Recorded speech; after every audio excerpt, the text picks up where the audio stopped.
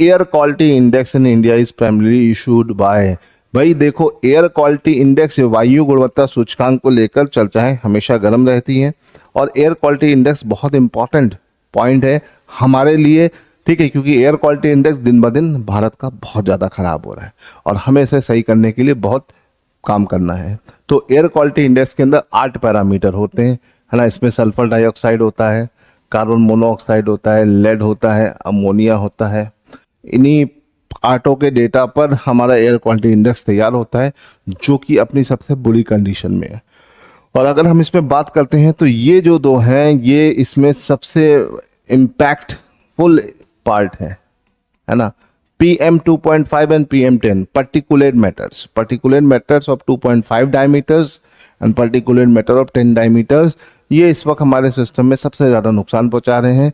पूरे इंडिया का air quality index गिरा हुआ है और इसको सुधारने का समय आ गया है। भारत सरकार को इस पर कड़े कदम लेने पड़ेंगे, अदरवाइज ये एयर क्वालिटी इंडेक्स एकदम से खराब और वर्स कंडीशन में चले, वर्स से और बुरी कंडीशन में चला गया। इससे ज़्यादा कुछ और ख़राब नहीं हो सकता, लेकिन इसके लिए धीरे धीरे ही हम स्टेप ला सकते हैं।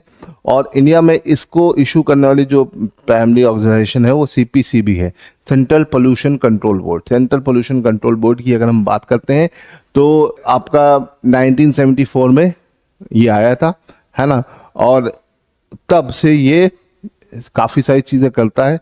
तो रिसेंटली 2015 से एयर क्वालिटी इंडेक्स जारी किया गया है इंडिया का, और 10 साल में हमने अपने एयर क्वालिटी इंडेक्स को और बुरा ही कर लिया है ना। तो हमें इसमें और सुधार की ज़रूरत है, तो इसे ध्यान रखिएगा। बहुत इंपॉर्टेंट पार्ट है air quality index. Air quality index आज के टाइम का एक बहुत चर्चा का विषय है, क्योंकि जो सांस हम ले रहे हैं, अगर वही हमारे साफ नहीं है, हम सांस सही से नहीं ले पा रहे हैं या सांस ही नहीं ले पाएंगे, तो फिर क्या वैल्यू रह जाएंगी चीज़ों की। तो हमें एक प्योर एयर चाहिए, और इसका जितना भी जो भी बोलें कि एयर पोल्यूशन को कम करने के लिए सबसे इम्पॉर्टेंट और इम्पैक्टफुल रोल जो निभाते हैं वो कौन निभाते हैं, वो निभाते हैं प्लांट्स। तो एफॉरेस्टेशन करना हमारी प्राइमरी ड्यूटी होनी चाहिए, है ना। तो अगर हम इसे करेंगे तभी सारी चीज़ें हमारे कंट्रोल में रहेंगी। तो अभी देखा जाए तो हमारी कंडीशन बहुत दिन ब दिन बुरी होती जा रही है, तो इसे ध्यान रखिएगा। और CPCB किसके अंदर आता है? ये अंदर आता है ministry of environment, forest and climate change. सबसे एपेक्स ऑर्गेनाइजेशन जो इसके लिए है वो है ministry of environment, forest and climate change, इसे ध्यान रखिएगा।